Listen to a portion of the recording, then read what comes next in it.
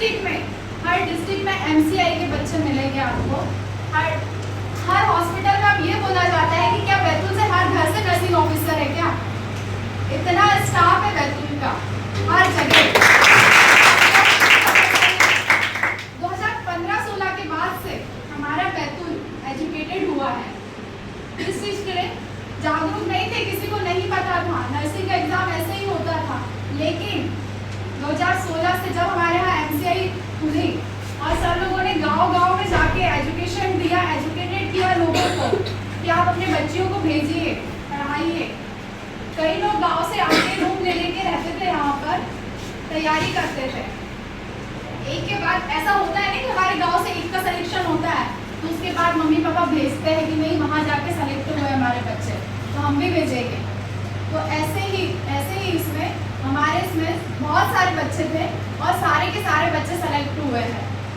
हम लोग सुबह 6 बजे आते थे कोचिंग, सर लोग भी हमारे साथ मेहनत करते थे, सर लोग भी सुबह 6 बजे आ जाते थे यहाँ पर। और पढ़ाई नर्सिंग और नीट हम लोगों का दोनों बैच था, लेकिन सर लोगों ने हम लोगों को नीट की भी तैयारी करवाई थी।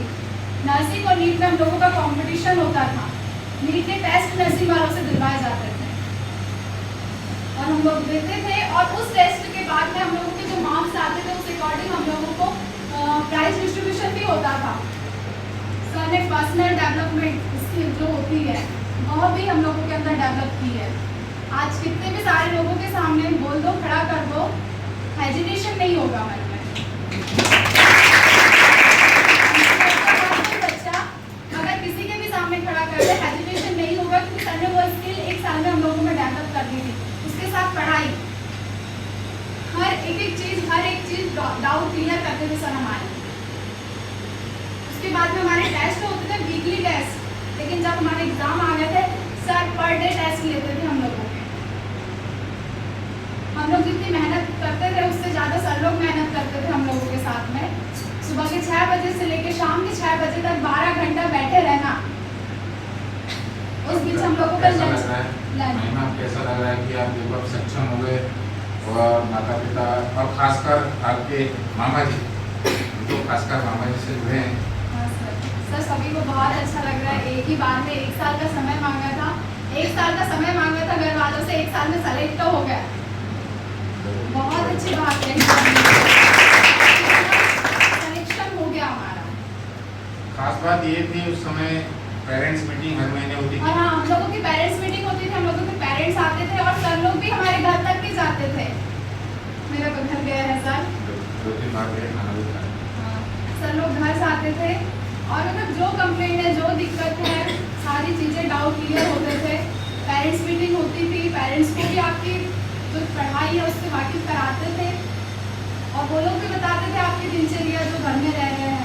कई बच्चे ऐसे हैं जो रूम लेके रहते हैं, गांव से आते हैं, रूम लेके पढ़ाई करते हैं यहाँ पर, तो अपने मम्मी पापा जो मेहनत करते हैं, काम करते हैं और आप लोगों को यहाँ रूम लेके पढ़ाई करवा रहे हैं, तो वो ये हमारा है जो समय है, एक गोल्डन मिनट है, इसको व्यर्थ मत कीजिए, ठीक है।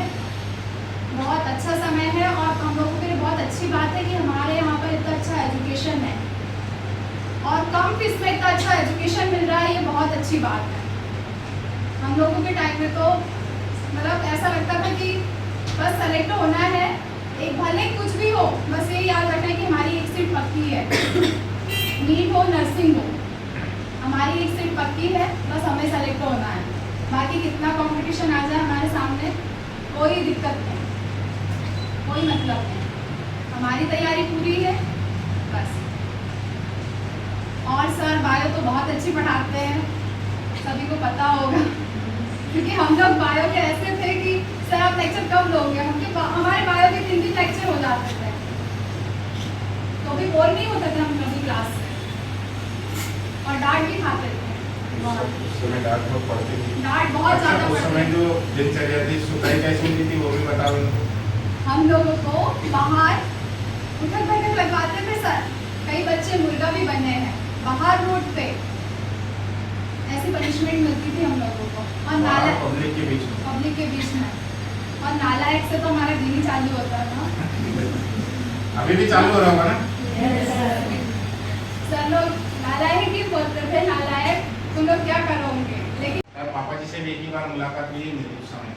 मैं खुद अपने मामा लोगों के पास रह के पढ़ी हूँ बचपन से, तो उन लोगों ने मुझे बहुत सपोर्ट किया। और उसके बाद में यहाँ पर कोचिंग के लिए भी उन्हीं को बोला कि 1 साल का समय चाहिए, उन्हें आके एडमिशन करवाया, पूरा ध्यान दिया, हमारी मेहनत, सर की मेहनत उन्होंने लाई है। और हम लोगों का बैच ऐसा था कि मतलब पढ़ाई यहाँ पर करते थे और उसके बाद में ग्रुप डिस्कशन भी करते थे, जितना टाइम मिल जाए उसमें ग्रुप डिस्कशन होता था हम लोगों का पढ़ाई को ही लेके। और आपस में बहुत कंपटीशन रखते थे, टेस्ट होते थे, किसके मार्क्स आ रहे हैं इस टेस्ट में, किसके मार्क्स आगे जा रहे हैं। क्योंकि जो हमारे टेस्ट होते हैं वो हमारे एक एक टॉपिक को क्लियर करते हैं। क्वेश्चन प्रैक्टिस बहुत ज़रूरी होती है हम लोगों के लिए। जब तक हमारी क्वेश्चन प्रैक्टिस नहीं होगी ना, हम टॉपिक भले हम पढ़ रहे हैं लेकिन उस हमारे समय तुम लोगों के समय मोबाइल था यहाँ पर, अलाउ वगैरह लाते थे मोबाइल? नहीं सर, मोबाइल नहीं लाने देते थे। अभी भी बच्चे लाते लेकिन रखते नहीं है। हम लोगों को मोबाइल अलाउ नहीं था, हम लोग फ़ोन तो चला ही नहीं सकते थे। बस ये था पढ़ाई, फिर कुछ एंटरटेनमेंट भी होता था, सर लोग बीच में करवाते थे और फिर पढ़ाई चालू। मतलब बहुत अच्छा टाइम भी था हम लोगों का, मतलब लगता नहीं था हम लोगों को कि हमारी कोचिंग क्लासेस है। बहुत अच्छे से पढ़ते थे, सभी लोग मिल के पढ़ते थे। नीट, नर्सिंग कंपटीशन चल रहा था, सर लोग दोनों बैच को मोटिवेट करते थे कि वो लोग आपसे ज़्यादा पढ़ रहे हैं, नर्सिंग वालों को बोलते थे नीट वाले आपसे ज़्यादा पढ़ रहे हैं, और ऐसे ही कंपटीशन चलता रहता था। तो अपने इसमें और अपने आप में कंपटीशन होना चाहिए कि भले कितने भी लोग हमारे सामने आ जाए, भले कितने जो भी हो, भले कोर्स सिलेबस जो भी चेंज हुआ हो, लेकिन हमारी तैयारी पूरी है, हमारा सिलेबस कंप्लीट है, बस हमारी एक सीट पक्की है। और सब लोगों ने बहुत मेहनत की हम लोगों के साथ में, 6-6 घंटे की हम लोग बैठे रहते थे। लंच होता था उसमें भी 10-15 मिनट हम लोग घूम लेते थे पार्क से, बहुत चक्कर लगाया हमने। झूला वूला थोड़ा इन्होंने तोड़ा है, टूटा है और बाकी काम तुमने कर दिए। और उसके बाद में भी पढ़ना, मतलब हम सब लोगों को बोलते थे सर इतने बजे क्लास लगता है, हमको आना है और बंक नहीं करना। अगर आपकी एक भी क्लास छूटी तो उसमें बहुत मिस होता है आप लोगों का। तो मोहल्ले वाले भी ये बोलेंगे अरे वहाँ तो कोचिंग जाती थी, सेलेक्ट नहीं हुआ। लेकिन आप यहाँ से सेलेक्ट हुए हो तो आपके गांव से, आपकी गली से, आपके मोहल्ले से और भी लोग अपने बच्चों को भेजेंगे यहाँ पर कि नहीं वहाँ से सेलेक्ट हुए हैं। मैं अपने गांव की बता रही हूँ, मैं कोसमी से थी, मैं सेलेक्ट हुई, मेरे बाद में मेरे यहाँ से नेहा पांडे आ गई। नेहा पांडे भी हो गई। नेहा पांडे सेलेक्ट हो गई, वो उज्जैन में है अभी ट्रेनिंग में। उसी की सिस्टर निधि पांडे, सबसे नीट में अच्छे अभी मार्क्स हैं। तो वो भी सेलेक्ट हो गई। और एक हर्षलता यादव की कुछ तो नाम है, टेमनी की हो, हाँ, वो भी सर। चयनित थी इंदौर में। वो तो वही की अरे बारिशकर, निशा बारिशकर, हाँ। वो मेरी सीनियर थी, वो सेलेक्ट हुए तब मुझे पता चला था कि हाँ यहाँ कोचिंग है, तो उनके इस पर मैं आई थी और मेरे बाद में मेरे ही गांव से 2 बच्चे सेलेक्ट हुए हैं। तो मतलब ऐसा है कि अगर आप कोचिंग आ रहे हो तो आसपास वाले देखते हैं, इसलिए 1 साल के लिए आप सारी चीज़ें छोड़ दो, पूरा समय अपना पढ़ाई में दो। 1 साल बस दे दो कि हमें करना है, हमें और कोई चीज़ में ध्यान नहीं देना है, रिश्तेदारों के यहाँ भी नहीं जाना है, किसी शादी में नहीं जाना है, क्योंकि हम लोगों ने तो नहीं गया और हम लोगों ने सब कुछ छोड़ दिया था, सिर्फ पढ़ाई है पढ़ाई। तो आप लोगों को भी पढ़ना है, बंक मत मारना। क्लासेस हम लोग सर लोग छुट्टी भी रखते थे, बहुत कम छुट्टी रहती थी हम लोग के टाइम में, दीपावली के दिन 2 दिन बस, इससे ज़्यादा छुट्टी नहीं। रक्षाबंधन के दिन की छुट्टी रहती थी बस। और सर लोगों ने भी मेहनत की, सर लोग भी गांव नहीं जाते थे, पूरे टाइम यही कोचिंग में सुबह से लेकर शाम हो जाती थी, शाम के सुबह के 6 बजे से शाम के 6 यहीं बच जाते थे। तो हम लोगों के पीछे मेहनत सर लोगों ने की और साथ में हमारे बैच ने मेहनत की, तो सेलेक्ट हो गए और होना ही था। मेहनत करोगे तो आप सेलेक्ट बिल्कुल होगे। और हमेशा मेहनत दोनों साइड से होती है, अगर सर लोग पढ़ा रहे हैं, आप लोग मेहनत नहीं कर रहे हैं तो इसमें भी सिलेक्शन नहीं होगा। आप लोगों को अपना 100% देना है, अपना बेस्ट देना है। तो एक बार एमसीए परिवार की ओर से महिमा रोटे, जो हमारे संस्थान की बेटी रह चुकी है, जो पहले हुए वर्षों में, और अभी भी उनका जो नाता है एमसीए से, और आज उन्होंने अपना बहुमूल्य समय निकालकर आपको मार्गदर्शन दिया, इसके लिए समस्त एमसीए परिवार उनका हार्दिक अभिनंदन और धन्यवाद प्रेषित करता है।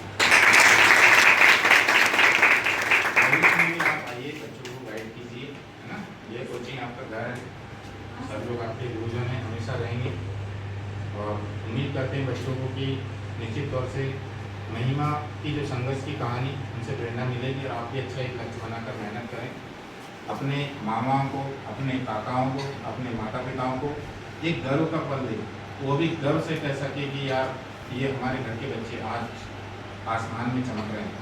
तो आप भी ऐसा प्रयास करें, सीखें, क्योंकि पढ़ने लिखने वाला व्यक्ति जो भी होता है वो रुकता नहीं है, और जो महान कार्य करता है या महानतम उपलब्धि हासिल करता है वो भी अपने ही जैसा गेहूं की रोटी खाता है, चावल खाता है, दाल खाता है, सब्जी खाता है, वो कोई सोने की रोटी नहीं खाता है।